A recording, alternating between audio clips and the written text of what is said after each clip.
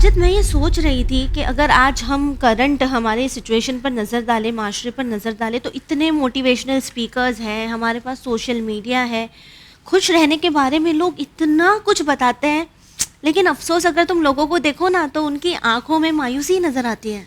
Actually کیا ہے نا، ہم لوگ زندگی سے مطلب سب کچھ سیکھنا چاہتے ہیں، خوش رہنا چاہتے ہیں، لیکن ہو نہیں پاتا ہے کیونکہ جو چاہتے ہیں وہ ملتا نہیں ہے. لوگوں کو پتہ ہے امام علی علیہ السلام نے خوش رہنے کے 9 طریقے بتائے نہج البلاغہ میں. کبھی سنا ہے تم نے؟ 9 خوشیوں کی چابیاں. بالکل. اگر یہ چیزیں جو 9 چابیاں ہیں اگر ہم لوگ اپنی زندگی میں لے کر آ جائیں تو یقیناً زندگی بہت خوبصورت ہو سکتی ہے. یقیناً ساجد، اگر امام علی علیہ السلام نے فرمایا ہے تو ڈیفینیٹلی اگر ہم ان 9 چابیوں پر 9 خوشیوں کی کیز کے بارے میں بات کریں گے اور جانیں گے تو ہم اپنی زندگی کو ضرور بہتر بنا سکتے ہیں انشاءاللہ. پہلی چابی پتہ ہے کیا ہے؟ کیا؟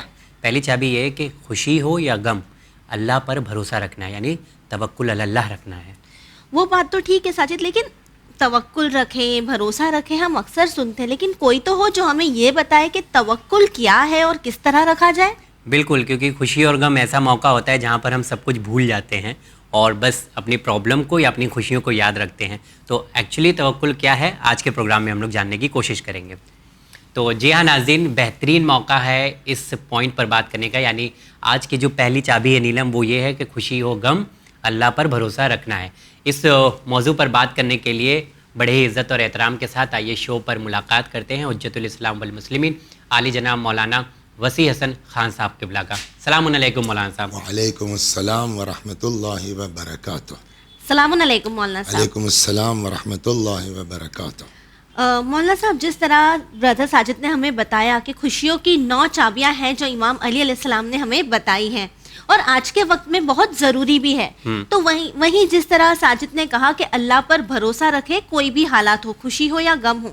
لیکن جب ہم بات کرتے ہیں توکل کی تو اکثر ہم یہ سمجھ نہیں پاتے کہ توکل آخر ہے کیا. بالکل.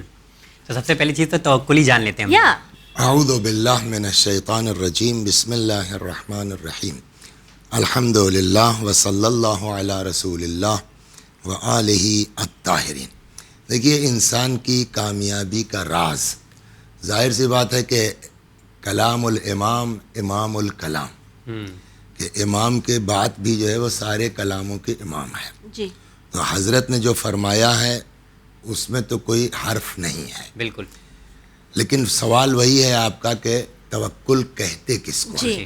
دیکھیے، ہم لوگوں کو بھی جب مدرسے میں حوزے میں ڈالا جاتا ہے تو جو ابتدائی کتاب ہے، بالکل پہلے لیول پہ جو پڑھائی جاتی ہے جامع المقدمات، وہاں بچے کو یہیں سے شروع کرایا جاتا ہے کہ قال رسول اللہ صلی اللہ علیہ وآلہ وسلم اول العلم معرفت الجبار وآخر العلم تفویض الامر الیہ، کہ علم کی ابتدا اللہ کی معرفت ہے جی.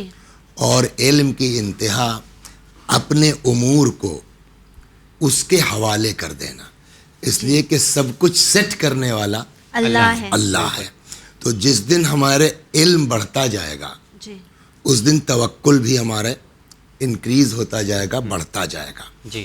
اسی لیے یہ کہا جاتا ہے کہ توکل کے جڑ اور بنیاد معرفت ہے، جیسا کہ میں نے عرض کیا نا اول العلم معرفت الجبار. اسی وجہ سے آپ دیکھیں گے کہ جتنا اعتماد اور توکل اللہ پر ائمہ معصومین علیہم الصلاۃ والسلام کا ہے، دنیا میں کسی کے اندر اتنا نہیں ہے. وجہ کہ کسی کا علم ان کے برابر نہیں ہے. تو اگر واقعاً ہم کو توکل کرنا ہے تو توکل اسی وقت آ سکتا ہے کہ جب ہم یہ سمجھیں کہ کوئی نہ کوئی ہمارا مدبر ہے، کوئی نہ کوئی ہمارے امور کو جو ہے وہ طے کرنے والا ہے، وہ اللہ ہے. تو توکل کی بنیاد ہے علم، بے شک معرفت، اور اللہ کے اوپر بھروسہ کرنا، اس پر اتکا کرنا. تو میں ایک لفظ میں یہ کہہ سکتا ہوں کہ جو آپ کہہ رہے ہیں توکل کسے کہتے ہیں، توکل کا مطلب اپنے امور کو اپنے سے بہتر کے سپرد کر دینا. بے شک. یعنی اپنے مسائل کو اپنے اللہ کے حوالے کر دینا کہ وہ ہمارے لیے ہم سے زیادہ بہتر طریقے سے ہماری پلاننگ کر سکتا ہے. اسی لیے ہم کہتے بھی ہیں نا ساجد, اللہ از دا بیسٹ آف پلانرز. بالکل. Yes. اور یہی یقین کرنا مشکل ہو جاتا ہے, تو ہم لوگ یہی لیکن پروگرام وہ آئے گا اسی صورت میں جب آپ کو اس کی معرفت جی. ہوگی, تو معرفت حاصل کرنا ہی پڑے گا. ضروری ہے. اسی لیے جتنی تاکید آپ کے مذہب میں حصول علم کے لیے ہے اتنی کسی کے یہاں نہیں ہے. اچھا, اوکے. یعنی زیادہ سے زیادہ ہم لوگ اگر معرفت حاصل کریں گے تو اتنا زیادہ ہمارا بھروسہ بڑھتا جائے گا. لیکن ایک چیز دیکھا ہے نیلم, مطلب مولانا صاحب, یہ بھی ہوتا ہے نا کہ ہم لوگ کو ایسا لگتا ہے جب ہمارے پاس بہت ساری پریشانیاں آتی ہیں تو ایسا لگتا ہے کہ اللہ نے ہمیں تنہا چھوڑ دیا ہے. تو اس وقت تو بھروسہ کرنا بہت مشکل ہوتا ہے, جبکہ جب ہم یہ جانتے ہیں کہ اللہ اس کا حسن تم اس کا بھی جواب وہی ہے جو پہلے دیا گیا کہ اللہ نے ہم کو تنہا چھوڑ دیا. آپ جب انبیاء علیہ السلام کی تاریخ پڑھیں گے, دیکھیں گے, تو جناب یوسف کیا معمولی مصیبتوں میں گرفتار ہوئے وہ؟ بالکل نہیں. لیکن ان کو یہی رہا کہ اللہ ہمارے ساتھ ہے. یا حضرت ایوب سلام اللہ علیہ, بیٹا, مال, جائیداد سب کچھ چلا گیا نا, لیکن ان کا اعتماد اللہ پر برقرار رہا, اور جب اعتماد برقرار رہے گا تو اللہ نے پھر ساری نعمتیں ان کو پلٹائی بھی. تو یہ جواب بھی اس کا وہی پہلے والے جواب سے ہی متصل ہوتا ہے کہ ہم کسی بھی حال میں یہ ذہن میں ہمارے رہے کہ ہم جہاں بھی ہوں گے اللہ ہمارے ساتھ ہے. تو یہ پریشانیاں جو آتی ہے وہ مطلب اللہ کے اوپر بھروسہ مضبوط اور کرتی ہے, کیونکہ ہم کو ایسا لگتا ہے کہ یہ کمزور کر دیتی ہے. امتحان جو ہوتے ہیں, دیکھیے وہ الگ چیز ہے, امتحان ایک الگ چیز ہے. اب یہاں پر آپ جو ہے وہ میں آپ کو امیر المؤمنین سلام اللہ علیہ کی ایک حدیث نقل کر دوں. خود امتحان کا ایک فلسفہ ہے, اور قرآن نے بھی کہا ہے کہ دیکھیے کوئی آدمی دنیا میں ایسا نہیں ہے کہ جس کو آزمائش اور امتحان سے نہ گزرنا پڑے. خود قرآن مجید میں ارشاد ہوتا ہے کہ وَلَنَبْلُوَنَّكُمْ بِشَيْءٍ مِّنَ الْخَوْفِ وَالْجُوعِ وَنَقْصٍ مِّنَ الْأَمْوَالِ وَالْأَنفُسِ وَالثَّمَرَاتِ, کہ ہم تم سب کو آزمائیں گے, کبھی خوف کے ذریعے, کبھی بھوک کے ذریعے, کبھی مال کی کمی کے ذریعے, کبھی ثمرات یعنی پھلوں کے ذریعے, کہ بعض روایتوں میں اس کو اولاد سے تعبیر کیا گیا ہے.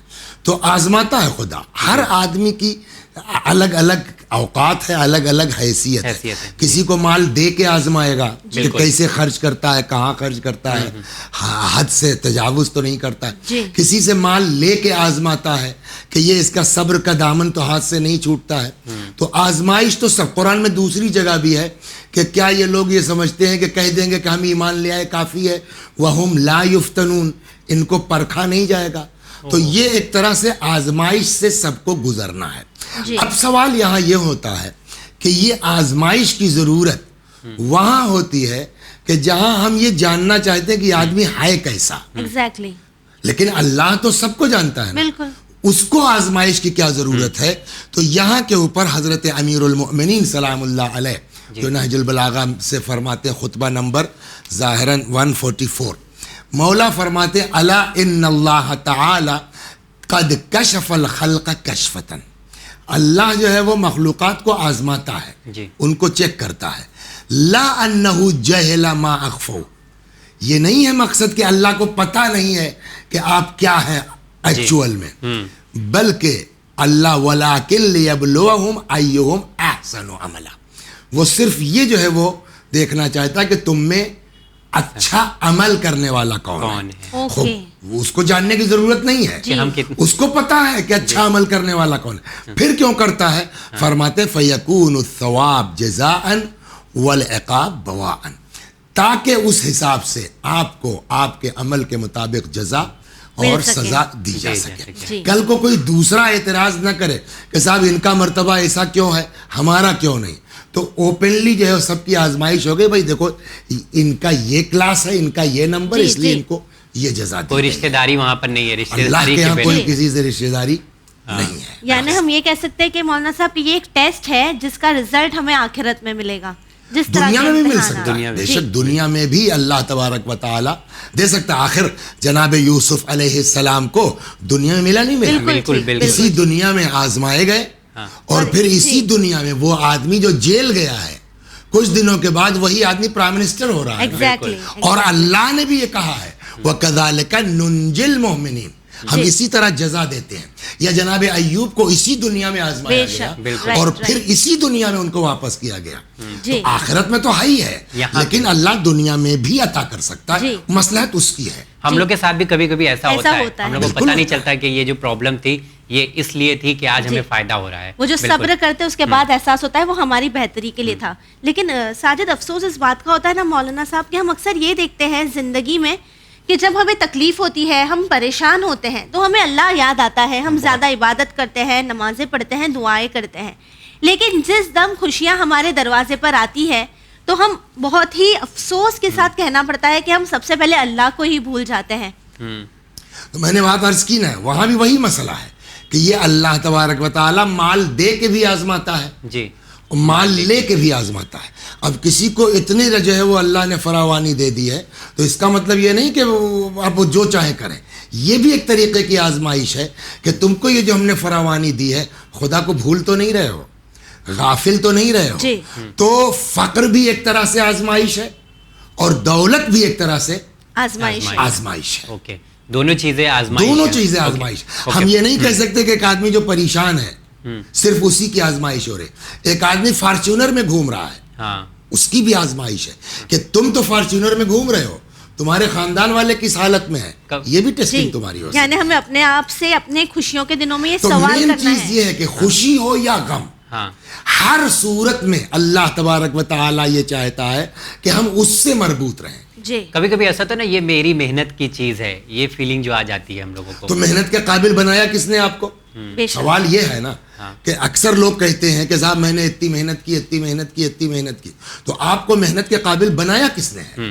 اگر آپ کے پاس عقل نہ ہوتی تو آپ MBBS کر سکتے تھے؟ بالکل نہیں کر سکتے. آپ کے اگر پیروں میں طاقت نہ ہوتی تو آپ رات بھر کھڑے ہو کر کے محنت کر سکتے تھے. آج جو آپ اتنے سیٹ بن کے ہیں, طاقت دینے والا وہ ہے, عقل دینے والا وہ ہے, زبان دینے والا وہ ہے. میں آپ کے سامنے بیٹھ کر کے گفتگو کر رہا ہوں تو ٹھیک ہے میں گفتگو کر رہا ہوں, مگر زبان کس نے دی ہے؟ ایک لقوہ اگر پڑ جائے اور منہ ٹیڑھا ہو جائے, یہ ون والے ہم کو اپنے آفس میں گھسنے دیں گے؟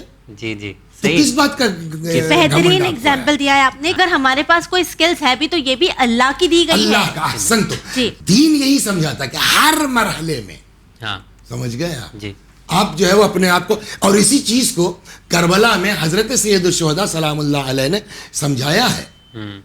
وہاں ظاہر سی بات ہے کہ کربلا سے بڑی مصیبت بے شک نہیں ہو سکتی ہے, لیکن وہاں بھی امام حسین علیہ السلام کا ایک جملہ ہے, ہون علی بما نزل بی فإنہ بعین اللہ. جتنی مصیبتیں آنا ہے عالم میرے لیے آسان ہے. ریزن کیا بتایا امام حسین علیہ السلام نے؟ میرے لیے آسان ہے فإنہ بعین اللہ, خدا دیکھ رہا ہے. تو یہ چیز اگر ہمارے ذہن میں آ جائے نا تو توکل بھی بڑھ جائے گا, بالکل اعتماد خدا بھی بڑھ جائے گا, اجر بھی بڑھ جائے گا. بالکل. اچھا, ہم لوگ نہج البلاغہ کی بات کریں, 9 پوائنٹس پر ڈسکس کریں گے ہم لوگ. آج پہلا پوائنٹ تھا, ایک چیز ہم لوگ یہ جاننا چاہتے ہیں کہ امام علی علیہ السلام کی زندگی میں بھی اگر ہم لوگ دیکھیں تو اس چیز کو دیکھنے کو کیسے ملتا ہے, کیونکہ جب ہم لوگ امام علی علیہ السلام کی بات کرتے ہیں تو ہمارے دل میں ایک الگ محبت جاگتی ہے, اور ہم لوگ کہتے ہیں نہیں میرے امام نے اسے ایسا کیا ہے تو پھر ہمیں ضرور ماننا چاہیے. کوئی واقعہ جو مشعل راہ بن سکے. دیکھیے مولا کائنات سلام اللہ علیہ کی ساری زندگی ہمارے لیے مشعل راہ ہے. ساری زندگی آپ یہ دیکھیے کہ ان کے اختیار میں کیا کچھ نہیں تھا. بے شک امیر المؤمنین سلام اللہ علیہ چاہتے اگر تو آج کے اعتبار سے کہیے نا, جو دنیا کی بڑے سے بڑی آسائش کے اسباب ہو سکتے تھے مولا فراہم کر سکتے تھے, نہیں کر سکتے؟ کر سکتے تھے, لیکن سوکھی روٹی کھائی ہے, چھوٹے سے مکان میں رہے ہیں. بعد میں اسی کوفے میں دارالامارہ بنا ہے. مین جو ہے وہ کوفے کو جو ہے وہ کیپٹل بنانے والے کون ہیں؟ امام علی, مولا کائنات ہیں. لیکن کیا مولا کے زمانے میں بھی اس طرح سے دارالامارہ تھا, ہائی فائی بلڈنگ تھی؟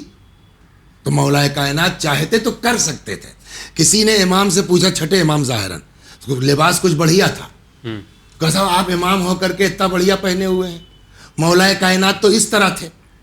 تو امام کا جواب یہی ہے کہ وہ حاکم تھے, اور حاکم ہونے کی وجہ سے ان کو جو اس وقت کی جنتا تھی اس کی سب سے نچلی سطح پر اس لیے وہ رہتے تھے اچھا تاکہ آدمی ان کو دیکھ کر کے اس کو سکون ہو سکے کہ صاحب جب خلیفۃ المسلمین امام ہو کر کے یہ روکھی سوکھی کھا رہے ہیں تو ہمارے لیے کیا دقت ہے. یعنی تو مولا کائنات نے تو اپنی پوری زندگی ایک نمونے کے طور پر آئیڈیل کے طور پر پیش کی ہے ہمارے سامنے. جی اور تو کافی لوگوں کچھ کا سیکھ درد سکتے ہوتا ہیں. تھا انہیں اور لوگوں کو احساس ظاہر سی ہوتا بات تھا. بالکل آپ یہ دیکھیے ہمارے یہاں جو سب سے بڑی پرابلم آتی ہے نا, ایک آپ نے کہا ایک نمونہ مولا کائنات اپنی حکومت کے دور میں, آپ دیکھیے کوفے کی بات ہے, اپنی حکومت کے دور میں یہ چیز ہمارے ناظرین کے لیے بہت اہم ہے. میں ایک بات عرض کر دوں کہ قرضہ دینے کا ثواب بہت ہے, جی صدقے کا ثواب 10 گنا, قرضے کا ثواب 18 18 گنا. لیکن وہیں پر امیر المومنین سمجھانا چاہتے ہیں جہاں تک ہو سکے قرضہ لینے سے پرہیز کرو.